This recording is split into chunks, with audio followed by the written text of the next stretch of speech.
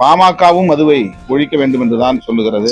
ஆகவே எல்லோருக்கும், விடுதலை சிறுத்தைகள் மட்டுமல்ல, எல்லோருக்கும் மதுவை ஒழிக்க வேண்டும் என்கிற நிலைப்பாடு இருக்கிற போது நாம் ஏன் அனைவரும் ஒருங்கிணைந்து அரசியல் அடையாளங்களை கடந்து, கட்சி அடையாளங்களை கடந்து பேசக்கூடாது, குரல் கொடுக்க கூடாது என்ற கேள்வியை விடுதலை சிறுத்தைகள் முன்வைக்கிறோம். பாட்டாளி மக்கள் கட்சியோடும் பாரதிய ஜனதா கட்சியோடும் எங்களால் இணைந்து செயல்பட முடியாத ஒரு சூழல் இங்கே உருவாகிவிட்டது.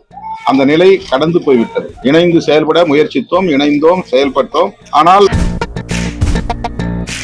கடந்த 2023 ஆண்டு மே மாதம் மரக்காணம் பகுதியில் நச்சு சாராயம் அருந்தியதால் 22 பேர் பலியானார்கள். மரக்காணத்தை சார்ந்த எக்கியார் குப்பம் என்கிற மீனவர் குடியிருப்பில் 10 பேரும், ஆதி திராவிடர் குடியிருப்பில் 4 பேரும் அந்த நேரத்தில் உயிரிழந்தார்கள். மற்ற 8 பேர் வேறு மாவட்டங்களில் இருந்து வந்து இந்த நச்சு சாராயத்தை அருந்தியதால் உயிரிழக்க நேர்ந்தது. இந்த நிலையில் கணவன்மார்களை இழந்து கைம்பெண்களாக இருக்கிற இந்த பகுதியை சார்ந்த தாய்மார்களை நேரிலே சந்தித்து இன்றைக்கு அவர்கள் சந்தித்து வருகிற அவல நிலைகள் என்ன என்பதை கேட்டறிந்தோம். 1.5 ஆண்டுகளை கடந்த நிலையிலும் இன்னும் அவர்கள் அந்த துக்கத்தில் இருந்து மீளவில்லை.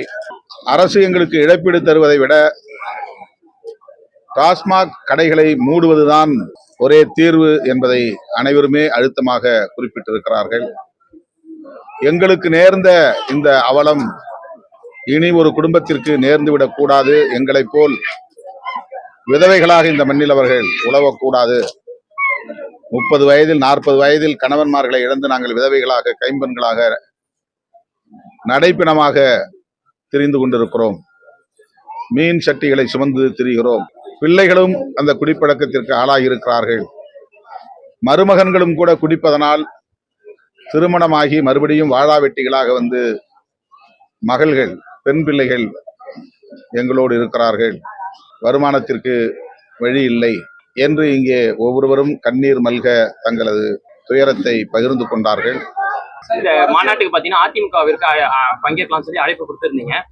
திமுகவுக்கும் இந்த மாநாட்டில் பங்கேற்பதற்கு அழைப்பு? ஒவ்வொரு கட்சிக்கும் ஒவ்வொரு தனிநபருக்கும் இதில் பொறுப்பு இருக்கிறது. திமுகவும் மதுவிலக்கில் உடன்பாடு உள்ள கட்சிதான். அதிமுகவும் மதுவை ஒழிக்க வேண்டும் என்று பேசுகிற கட்சிதான்.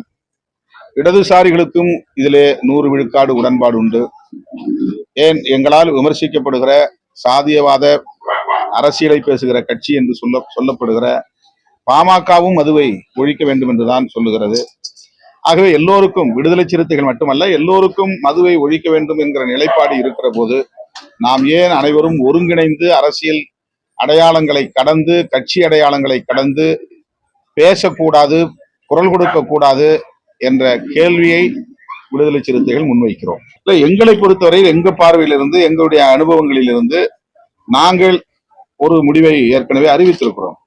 பாட்டாளி மக்கள் கட்சியோடும் பாரதிய ஜனதா கட்சியோடும் எங்களால் இணைந்து செயல்பட முடியாத ஒரு சூழல் இங்கே உருவாகிவிட்டது.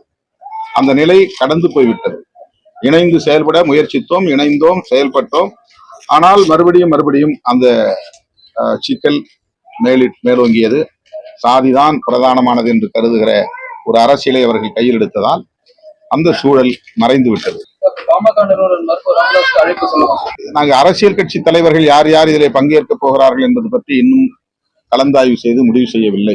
கட்சிக்கு அப்பாற்பட்ட ஜனநாயக சக்திகளை பங்கேற்க செய்ய வேண்டும் என்பதில் நாங்கள் முனைப்பாக இருக்கிறோம்.